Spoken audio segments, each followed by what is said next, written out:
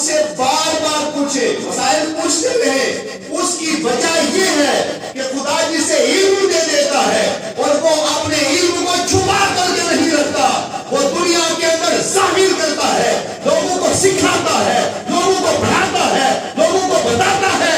جب قیامت کا دن قائم ہوگا تو اللہ تبارک و تعالیٰ اس کے مقام و مرتبے کو بلند فرما دے گا۔ حضرت سیدہ کائنات جب آپ کام کرتی، گھر کا کام کرتی تھی، تو کام کے وقت ایک طرف ہاتھ سے کام ہے، ادھر سے کام کرتی ہیں اور ادھر زبان سے قرآن کریم کی تلاوت فرما رہی ہیں۔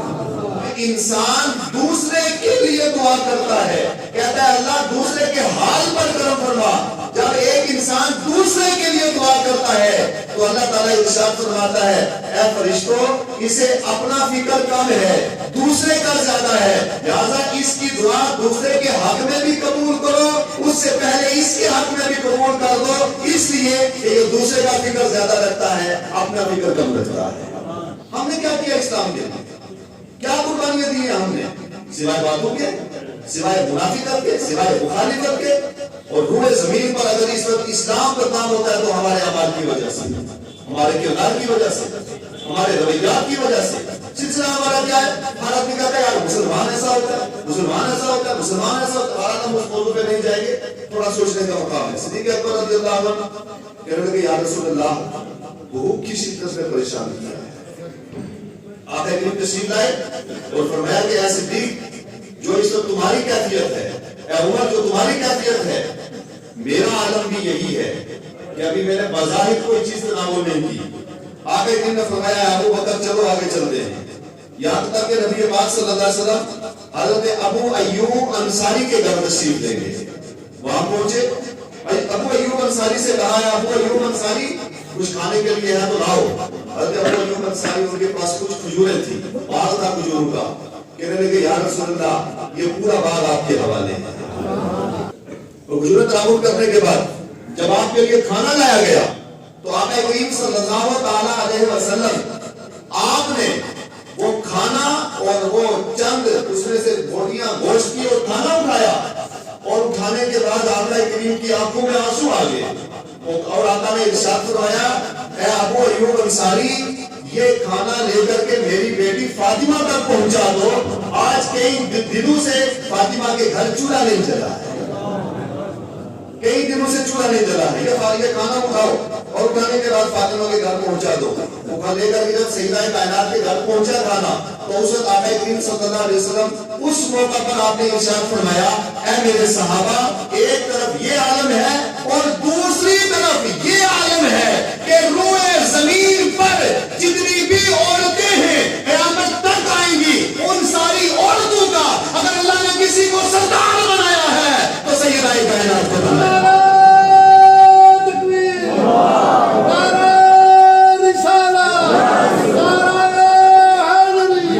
سیرت کا عالم یہ تھا کہ سیدہ کائنات نماز عشاء پڑھنے کے بعد گھر کا کام کاج کرنے کے بعد بچوں کو سلا دیا، سلانے کے بعد مصلی پر کھڑے ہو کے اللہ اکبر کہہ کے نماز شروع کر لیتے، اور عالم یہ ہوتا بسا اوقات 2 رکعتیں اور کبھی کبھی 1 رکعت ہوتی، ادھر قرآن کریم کی تلاوت پڑھنا شروع کرتی اور تلاوت کے اندر اس قدر مگن ہو جاتی کہ انہیں پتہ تک نہ رہتا فجر کی اذان ہونا شروع ہو جائے، اور بسا اوقات آپ کے پاؤں مبارک کے اوپر برف پڑ جاتا، آپ کے پاؤں مبارک پر سوجن ہو جاتی۔ کئی بار آپ کے بیٹے آپ سے پوچھتے تھے کیا سیدہ کائنات کے پاؤں میں درد کی کیا وجہ ہے، تو بتاتی ہے کیونکہ بچوں کو تربیت ہے یہ کہ ان کی عبادت کا عالم کے پوری رات عبادت کرتے ہوئے گزار دیا کرتی ہے۔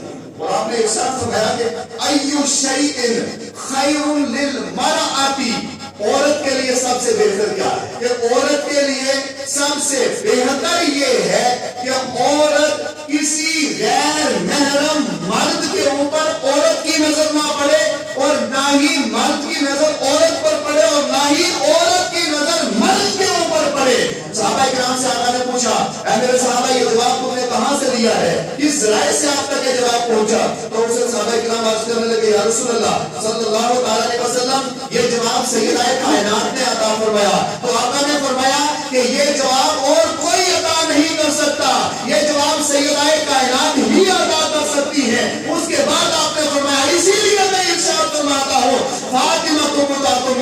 فاطمہ میرے جگر کا ٹکڑا ہے کہ کائنات کے اندر کوئی بھی یہ نہیں کہہ سکتا کہ کسی شہر کی نظر سیدہ کے چہرے پر پڑی ہو. یہی ایک وجہ ہے. آقا ارشاد فرماتے ہیں جب قیامت کا دن قائم ہوگا اس وقت انبیاء بھی موجود ہوں گے, اس وقت اولیاء بھی موجود ہوں گے, اس وقت صالحین بھی موجود ہوں گے, محدثین بھی موجود ہوں گے, اولیاء کاملین بھی ہوں گے, علماء ربانیین بھی ہوں گے, سب کے سب ہوں گے. اس وقت فرمایا جائے گا اے اہل محشر اپنی نگاہوں کو جھکا دو. اہل محشر کہیں گے کیوں نگاہوں کو جھکائے؟ تو جواب ملے گا کہ جو آنے والی شخصیت ہے, جو آنے والی ذات ہے, جو آنے والی شخصیت ہے وہ کوئی معمولی ذات نہیں آ رہی ہے. سیدہ کائنات تشریف لا رہی ہے.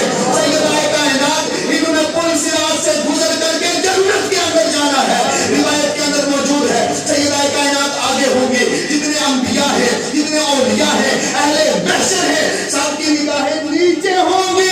سیدہ کائنات آنکھ چپکنے سے پہلے جنت میں داخل ہو جائے گا. فرمایا جائے گا کہ ان کے پردے کا عالم یہ ہے, ان کی طہارت کا عالم یہ ہے کہ دنیا کے اندر کوئی بھی یہ نہیں کہہ سکتا تھا. لہذا آخرت کے اندر بھی کسی کی نگاہ, کسی کا جو ہے ان کے اوپر کسی کی نگاہ نہ پڑے. تبھی فرمایا کہ سارے نگاہ جھکائے. جب سارے نگاہ جھکا لیں گے تو ہوگا کیا؟ سیدہ کائنات اکیلی جنت میں نہیں جائے گی بلکہ سب سے آگے سیدہ کائنات ہوگی. اور آگے روایت کے اندر موجود ہے کہ صبح قیامت تک جتنی بھی عورتیں سیدہ کائنات کی سیرت کا پیکر ہوں گی وہ ساری کی ساری سیدہ کے پیچھے ہوں گی, جنت کے اندر داخل ہو جائے گی. کبھی ادھر کبھی ادھر. یہ شریعت ہے, کوئی مذاق نہیں ہے. اسلام میں اجازت نہیں ہے, نہیں ہے. مزارات تو دور کی بات ہے. کئی لوگ آ کے سوال کرتے ہیں جناب عورت کو مزار پہ جانا جائز ہے, فلاں پہ جانا جائز ہے, فلاں پہ جانا جائز ہے. کہیں جانا جائز نہیں ہے. اس کے لیے اسلام پردے کا حکم دیتا ہے. جب وہ پردے کے اندر رکھ کر کے چار دیواری کے اندر نماز پڑھے تو آپ اللہ تعالیٰ اسے حرمین میں نماز ادا کرنے کا عطا. یہ گھر کا جو کھانا بنا رہی ہے وہ کھانا یہ نہ سمجھے کہ کھانا بھی ضائع گیا, نہیں. وہ کھانا بنا رہی ہے, اس کو کھانے پر بھی ثواب مل رہا ہے. وہ آپ کے بچوں کی تربیت کر رہی ہے, اس پر بھی اس کو ثواب مل رہا ہے. وہ آپ کا کھانا ہے, پینا ہے, کپڑے ہے, سلسلہ ہے, معاملات ہے, ساری چیزیں گزار رہی ہے, ان پر بھی ثواب مل رہا ہے. لیکن اسلام کا سب سے بڑا تقاضا یہ ہے, اسلام یہ اجازت نہیں دیتا کبھی اٹھا کر کے وہاں چلے جائے, کبھی وہاں چلا جائے, کبھی فلاں ولی پر, کبھی فلاں مزار پہ, کبھی ادھر, کبھی ادھر, کبھی ادھر. اسلام اس چیز کی اجازت نہیں دیتا. اسلام پردے کا حکم دیتا ہے. اسلام شرم سکھاتا ہے, حیا سکھاتا ہے. اسی لیے ارشاد فرمایا الحیاء شعبۃ من الایمان, جس کے اندر حیا ہے اس کے اندر ایمان ہے, اور جس کے اندر حیا نہیں ہے اس کے اندر ایمان نہیں ہے. حیا کا تقاضا ہے. اور سب سے بڑا خود سیدہ کائنات کہتی ہے, میری بات سامنے اٹھا کر دیکھ لیں, کہتے ہیں سب سے افضل عمل کیا ہے عورت کے لیے؟ حالانکہ یہ بھی جواب ہو سکتا تھا کہ نماز افضل ہے, روزہ افضل ہے, زکات افضل ہے, حج افضل ہے, تقویٰ افضل ہے, فلاں چیز افضل ہے, فلاں چیز افضل ہے. ارشاد فرمایا عورت کے لیے سیدہ کائنات کہتی ہے عورت کے لیے سب سے افضل یہ ہے کہ غیر محرم کی نظر عورت پر نہ پڑے, اور عورت کی نظر غیر محرم پر نہ پڑے. یہ اس کے لیے سب سے افضل ہے. مانا یہ ہوا نماز بھی اس کے لیے فرض ہے, وہ چھوٹے کی گناہگار ہے, نماز اپنی جگہ, اسے کوئی اعتراض نہیں, مگر نماز سے افضل عورت کے لیے پڑتا ہے.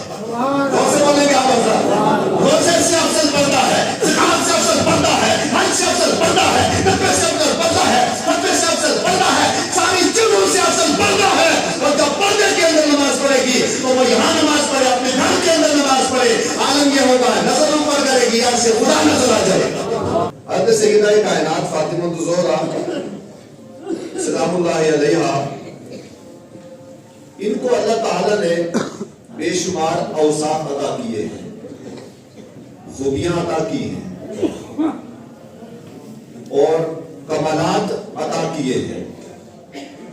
کیونکہ آپ کا شب و روز نبی پاک صلی اللہ تعالی علیہ وسلم کے آغوش رحمت کے اندر گزرتا, ہر وقت سرکار علیہ السلام کی بارگاہ میں اور آپ کی مجلس کے اندر یہ رہتی. اور جب وحی نازل ہوتی سرکار علیہ السلام پر تو سب سے پہلے اس وحی کا جو علم ہوتا اور جو اس کا فیض ملتا تھا وہ حضرت سیدہ کائنات حضرت فاطمہ الزہرا کو ملتا. آغوش رحمت کے اندر رہ کر کے تعلیم حاصل کی, ہم لوگ یا باقی جن کو تعلیم حاصل کرنی پڑتی ہے تو وہ الگ الگ مدارس میں جاتے ہیں یا بڑے کسی بزرگ کے پاس جاتے ہیں اور وہاں جا کر کے تعلیم حاصل کرتے ہیں، علم حاصل کرتے ہیں، تعلیم حاصل کرتے ہیں.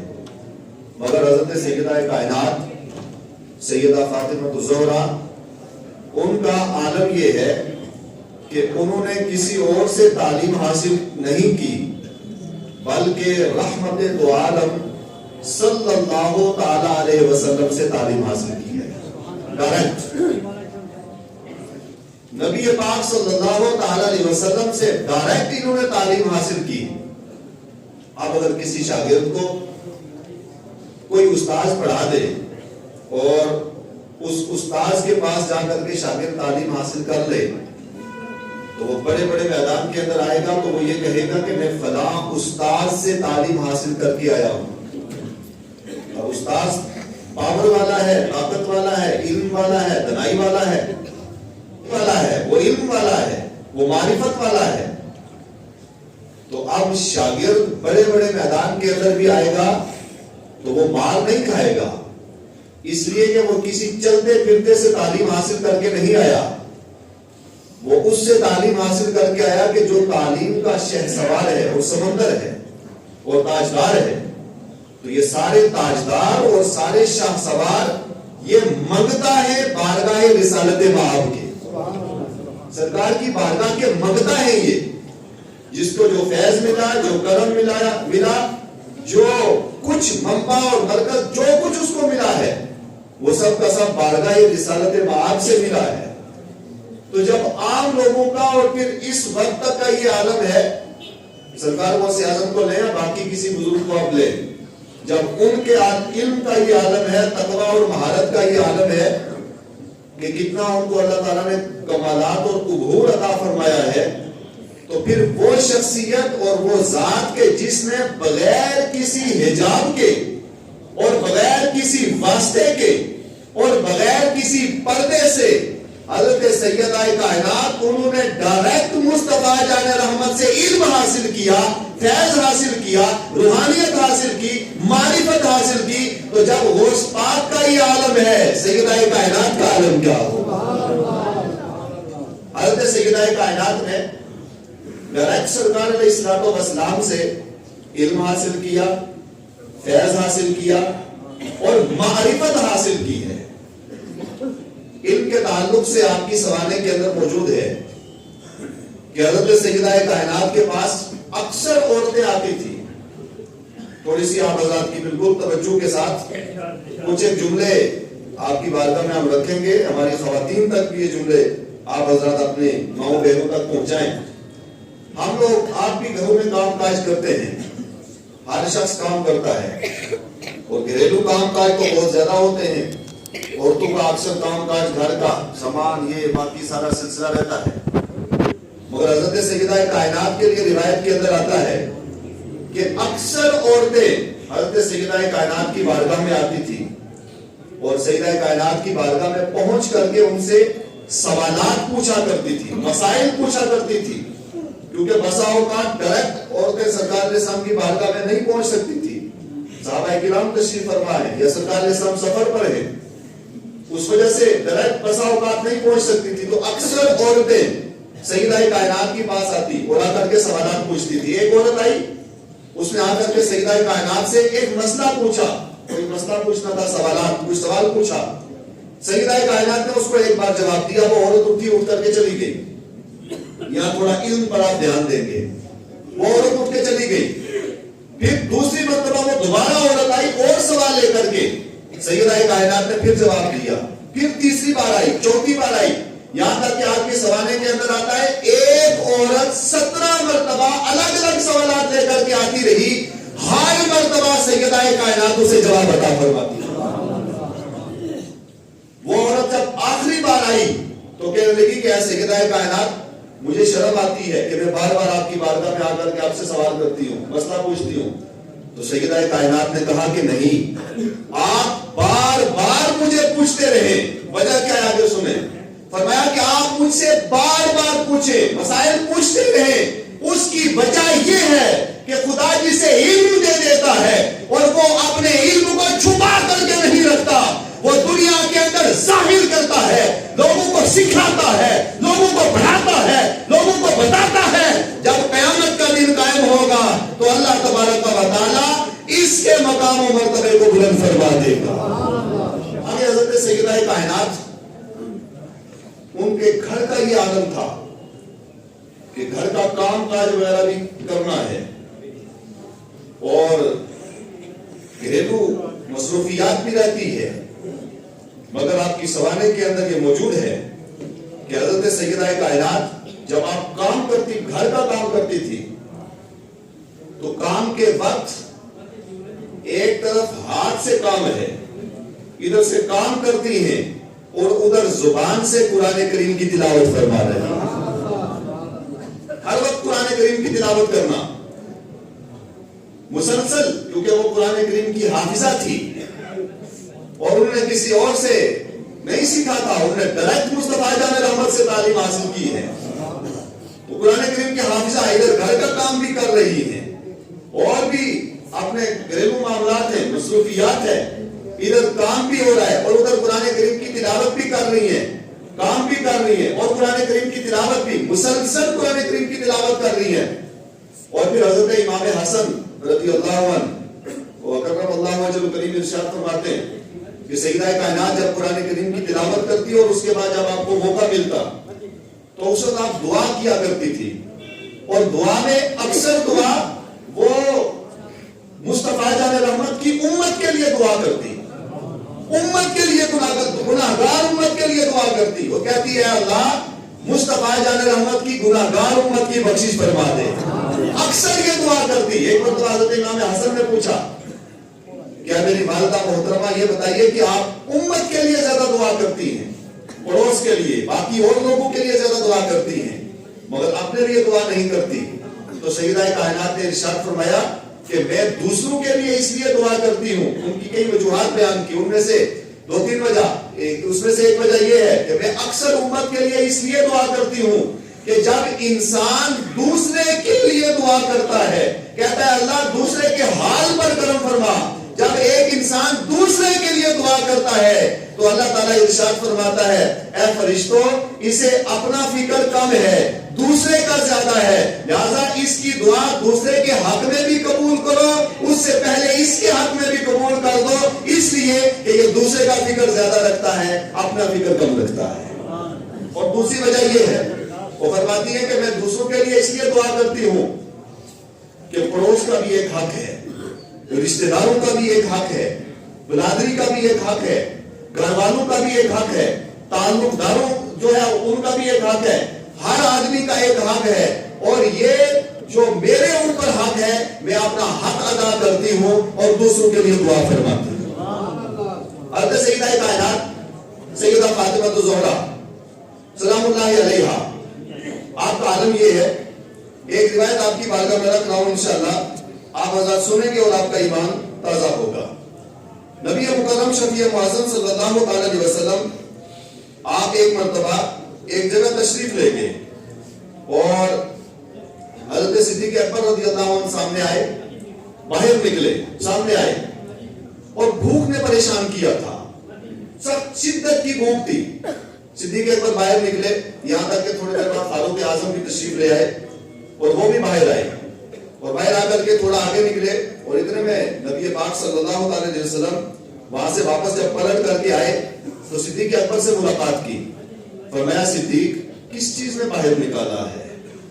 آج یہاں دو چار پلیٹیں کھا کر کے باتیں کرنا بڑا آسان ہے، لیکن پوچھو صدیق اکبر کو، فاروق اعظم کو، عثمان غنی کو، صحابہ کرام کو، اہل بیت اطہار کو، ہم نے کیا کیا اسلام کے لیے؟ کیا قربانیاں دی ہیں ہم نے؟ سوائے باتوں کے، سوائے منافقت کے، سوائے مخالفت کے؟ اور روح زمین پر اگر اس وقت اسلام کا کام ہوتا ہے تو ہمارے اعمال کی وجہ سے، ہمارے کردار کی وجہ سے، ہمارے رویات کی وجہ سے۔ سلسلہ ہمارا کیا ہے؟ ہر آدمی کہتا ہے یار مسلمان ایسا ہوتا ہے، مسلمان ایسا ہوتا ہے، مسلمان ایسا ہوتا ہے۔ بہرحال ہم اس موضوع پہ نہیں جائیں گے، تھوڑا سوچنے کا مقام ہے۔ صدیق اکبر رضی اللہ عنہ کہنے لگے یا رسول اللہ بھوک کی شدت میں پریشان کیا ہے۔ آپ کریم تشریف لائے اور فرمایا کہ اے صدیق جو اس وقت تمہاری کیفیت ہے، اے عمر جو تمہاری کیفیت ہے، میرا عالم بھی یہی ہے کہ ابھی میں نے بظاہر کوئی چیز تناول نہیں کی. آقا کریم نے فرمایا ابو بکر چلو آگے چلتے ہیں. یہاں تک کہ نبی پاک صلی اللہ علیہ وسلم حضرت ابو ایوب انصاری کے گھر تشریف لے گئے. وہاں پہنچے, ابو ایوب انصاری سے کہا ہے ابو ایوب انصاری کچھ کھانے کے لیے ہے تو لاؤ. حضرت ابو ایوب انصاری ان کے پاس کچھ کھجوریں تھی, باغ تھا کھجوروں کا. کہنے لگے یا رسول اللہ یہ پورا باغ آپ کے حوالے ہے. آقا کریم صلی اللہ علیہ وسلم نے چند کھجوریں اٹھائی. اتنے میں ابو ایوب انصاری ان کی قسمت کا ستارہ چمکا. کہنے لگے میری قسمت چمک گئی. فوراً گھر گئے, ایک بکری کا بچہ تھا اس کو فوراً ذبح کیا, تیار کیا کھانا. جب کھانا تیار کر کے سامنے رکھا, یہاں ان کی میں مظلومیت نہیں بتا رہا ہوں, یہاں ان کا وہ نہیں بتا رہا ہوں, ورنہ ان کا عالم یہ ہے کہ اگر یہ نفوس قدسیہ اور یہ شخصیات اگر یہ ہاتھ میں پتھر لے لیں, اس کو کہتے ہیں سونا بن جائے, وہ سونا چاندی بن جائے گا. لیکن یہ میری اور آپ کی تعلیم و تربیت کے لیے. آقا کریم صلی اللہ علیہ وسلم تشریف رکھے, آپ دسترخوان کے اوپر بیٹھے, اور دسترخوان کے اوپر بیٹھنے کے بعد آپ نے کچھ کھجوریں تناول کی. اور کھجوریں تناول کرنے کے بعد جب آپ کے لیے کھانا لایا گیا, گوشت اور باقی ساری چیزیں بنا کر کے جب آپ کے لیے کھانا لایا گیا, تشریف رکھے, جب آپ کے لیے کھانا لایا گیا تو آقا کریم صلی اللہ تعالی علیہ وسلم آپ نے وہ کھانا اور وہ چند اس میں سے بوٹیاں گوشت کی اور کھانا اٹھایا, اور اٹھانے کے بعد آقا کریم کی آنکھوں میں آنسو آ گئے. اور آقا نے ارشاد فرمایا اے ابو ایوب انصاری یہ کھانا لے کر کے میری بیٹی فاطمہ تک پہنچا دو, آج کئی دنوں سے فاطمہ کے گھر چولہا نہیں جلا ہے, کئی دنوں سے چولہا نہیں جلا ہے. یہ کھانا اٹھاؤ, اور اٹھانے کے بعد فاطمہ کے گھر پہنچا دو. وہ کھانا اٹھایا اور اٹھانے کے بعد سیدہ کائنات کے گھر پہنچایا, اور سیدہ کائنات نے اور حسنین کریمین نے وہ کھانا تناول فرمایا. یہاں اس روایت کو سامنے رکھنے کا مقصد کیا ہے؟ اس روایت کو سامنے رکھنے کا مقصد یہ پھر آگے دوسری روایت بھی اور کئی روایتوں کے بعد ہے کہ آقا کریم صلی اللہ علیہ وسلم جب ابو ایوب انصاری نے کھانا عطا کر دیا اور لے کر کے جب سیدہ کائنات کے گھر پہنچا کھانا, تو اس وقت آقا کریم صلی اللہ علیہ وسلم اس موقع پر آپ نے ارشاد فرمایا اے میرے صحابہ, ایک طرف یہ عالم ہے اور دوسری طرف یہ عالم ہے کہ روئے زمین پر جتنی بھی عورتیں ہیں قیامت تک آئیں گی, ان ساری عورتوں کا اگر اللہ نے کسی کو سردار بنایا ہے تو سیدہ کائنات کو بنایا.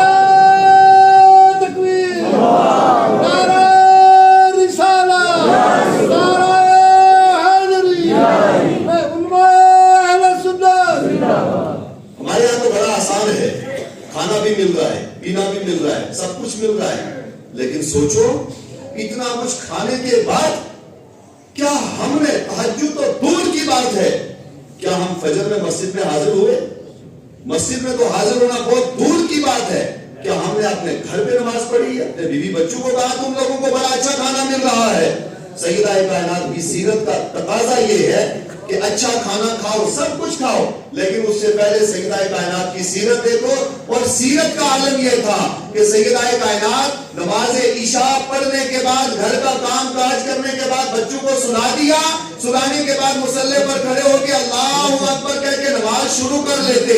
اور عالم یہ ہوتا بسا اوقات 2 رکعتیں اور کبھی کبھی 1 رکعت ہوتی, ادھر قرآن کریم کی تلاوت پڑھنا شروع کرتی اور تلاوت کے اندر اس قدر مگن ہو جاتی کہ انہیں پتہ تک نہ رہتا فجر کی اذان ہونا شروع ہو جائے.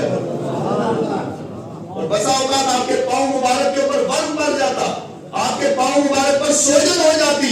کئی بار آپ کے بیٹے آپ سے پوچھتے تھے کیا سیدہ کائنات کے پاؤں میں درد کی کیا وجہ ہے, تو بتاتی ہے کیونکہ بچوں کو تربیت ہے یہ کہ ان کی عبادت کا عالم کے پوری رات عبادت کرتے ہوئے گزار دیا کرتی تھی. حضرت سیدہ کائنات ایک روایت اور پھر اس کے بعد ہم اپنی بات کو روز کریں.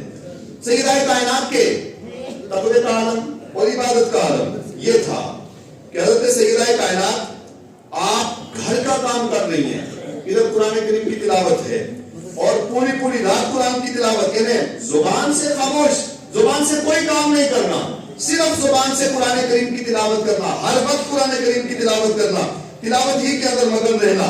اب ایک روایت آپ کی بارگاہ میں رکھنا چاہتا ہوں جس پر پوری توجہ ہم حضرات کی چاہیے. یہ میرے پاس کتاب موجود ہے, مسند فاطمہ الزہرا سلام اللہ علیہا, یہ حضرت فاطمہ الزہرا کی مسند ہے. اس کے اندر یہ روایت موجود ہے. توجہ ہے آپ حضرات کی؟ یہ روایت ہماری ماؤں بہنوں تک پہنچائیں اور ان کو لے کر کے بتائیں کہ سیدہ کائنات کی سیرت کیا ہے اور ان کی سیرت کا تقاضا کیا ہے. نبی پاک صلی اللہ علیہ وسلم آپ نے ایک مرتبہ خطبہ دیا اور آپ تشریف فرما تھے اور آپ نے ارشاد فرمایا کہ ایو شیء خیر للمرأۃ، عورت کے لیے سب سے بہتر کیا ہے؟ زور سے بولیں سبحان اللہ. عورت کے لیے سب سے بہتر کیا ہے؟ سوال کیا گیا ہے. صحابہ کرام سے پوچھا یہاں تک کہ صحابہ کرام خاموش رہے. پھر سرکار علیہ السلام آپ تشریف لے گئے اور آپ نے سوال کیا کہ اس کا جواب دیں. یہاں تک کہ ان میں سے بعض جو قریب میں تھے، زیادہ قریب رشتہ داری میں تھے صحابہ کرام، تو ان میں سے چند ایک صحابہ بعض حضرت سیدہ کائنات تک انہوں نے رسائی حاصل کی حضرت امام حسن کے ذریعے اور حضرت امام حسین کے ذریعے سے کہ ہم سیدہ کائنات سے اس کا سوال پوچھ لیں، کیونکہ یہ سرکار نے سوال پوچھا ہے کہ عورت کے لیے سب سے بہتر عمل کیا ہے.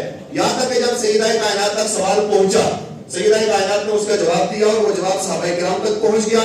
آقا کریم صلی اللہ علیہ وسلم دوسرے دن تشریف لائے تو تشریف لانے کے بعد آقا کریم صلی اللہ علیہ وسلم نے پوچھا کہ میں نے آپ سے ایک سوال پوچھا تھا، عورت کے لیے سب سے بہتر کیا ہے؟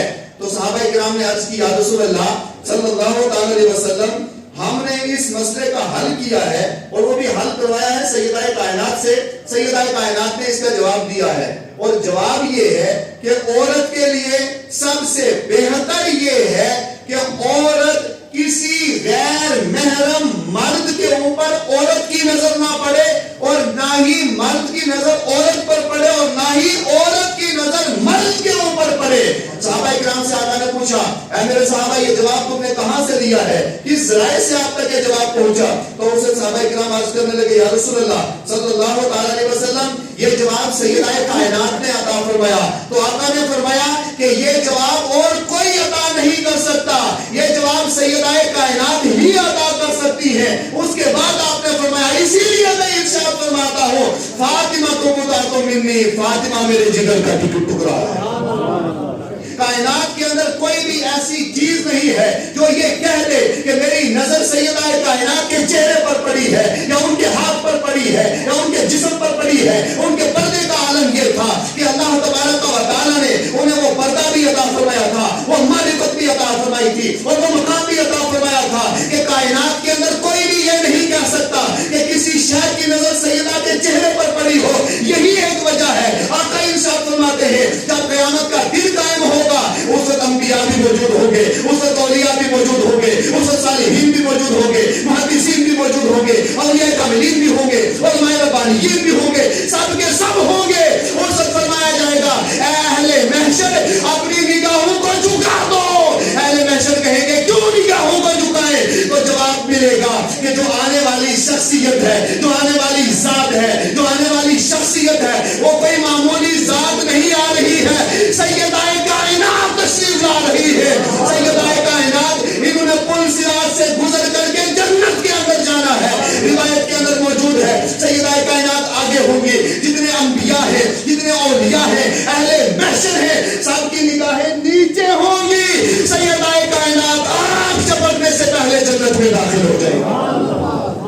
فرمایا جائے گا کہ ان کے پردے کا عالم یہ ہے، ان کی طہارت کا عالم یہ ہے کہ دنیا کے اندر کوئی بھی یہ نہیں کہہ سکتا تھا، لہذا آخرت کے اندر بھی کسی کی نگاہ کسی کا جو ہے ان کے اوپر کسی کی نگاہ نہ پڑے. تبھی فرمایا کہ سارے نگاہ جھکائیں. جب سارے نگاہ جھکا لیں گے تو ہوگا کیا؟ سیدہ کائنات اکیلی جنت میں نہیں جائیں گی بلکہ سب سے آگے سیدہ کائنات ہوں گی. اور آگے روایت کے اندر موجود ہے کہ صبح قیامت تک جتنی بھی عورتیں سیدہ کائنات کی سیرت کا پیکر ہوں گی وہ ساری کی ساری سیدہ کے پیچھے ہوں گی، جنت کے اندر داخل ہو جائے گی.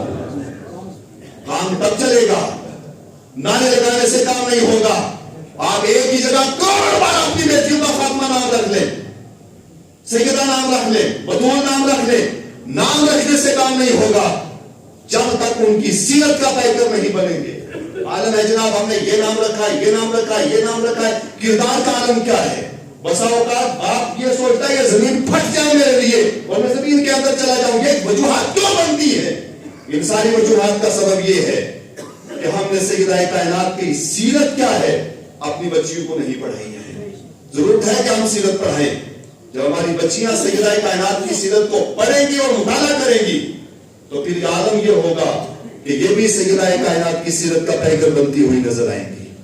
اس لیے ضرورت ہے کہ سیدہ کائنات کی سیرت کا مطالعہ بھی کیا جائے اور ان کی سیرت کے مطابق زندگی گزاری جائے. خاص طور پہ پردہ یہ اہم جو ان کا پوری سیرت کا اور ان سب کا خلاصہ اور خلاصہ کلام ہے.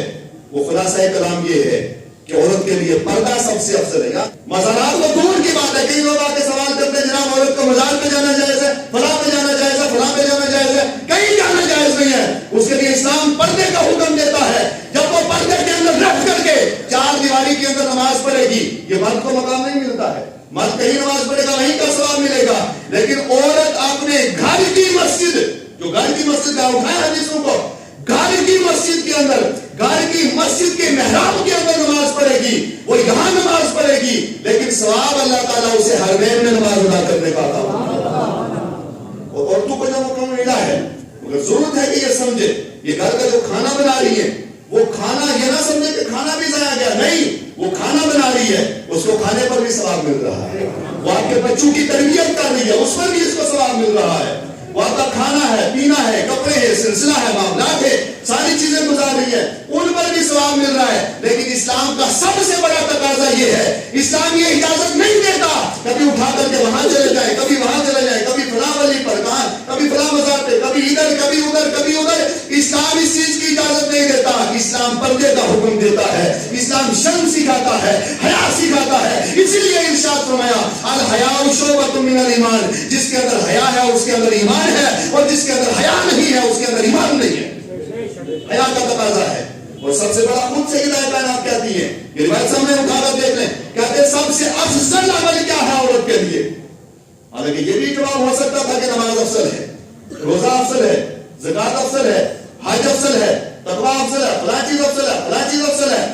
ارشاد فرمایا عورت کے لیے سیدہ کائنات کہتی ہے عورت کے لیے سب سے افضل یہ ہے کہ غیر محرم کی نظر عورت پر نہ پڑے اور عورت کی نظر غیر محرم پر نہ پڑے. یہ اس کے لیے سب سے افضل ہے.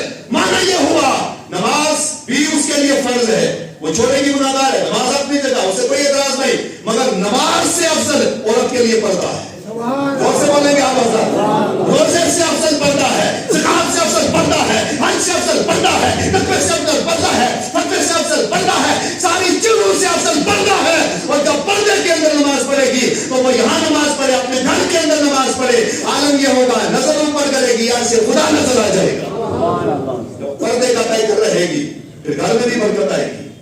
وہ گھر والا کتنی وہ خوب عبادت کر رہا ہے, وہ تقوی میں, وہ ساری چیزوں میں, لیکن جب تک اس کے گھر والی, اس کی خواتین پردے کے اندر نہیں رہے گی, اس کی عبادت بیکار ہے. اس کی عبادت کا کوئی فائدہ نہیں ہے جب تک وہ اپنے بچوں کو حکم نہیں دے گا پردے کا. وہ اپنے گھر والوں کو پردے کا حکم دے. خبر رضویہ کے اندر موجود ہے, حدیثوں میں ہے کہ عورت پر کس وقت لعنت برستی ہے. جب وہ بے پردہ ہو کر اپنے گھر سے نکلتی ہے تو اس وقت خدا کی لعنت برستی ہے, رسول کی لعنت برستی ہے, پوری کائنات کی اس کے اوپر لعنت برستی ہے. اور جس سے اجازت لے جائے گی وہ سارے کے سارے اس کے زمرے کے اندر آئیں گے. اس لیے پردہ سب سے افضل ہے. وہ سیدہ کائنات کی سیرت کا اور ان سب چیزوں کا جو خلاصہ ہے وہ پردے کے اندر ہے. اللہ تبارک و تعالی ہم سب کو حضرت سیدہ کائنات بالخصوص ہماری خواتین کو اللہ تعالی سیدہ کائنات کی سیرت کا پیکر بنائے. ان کی سیرت کے مطابق ہمیں اور آپ کو سب کو زندگی گزارنے کی توفیق و ہمت عطا فرمائے.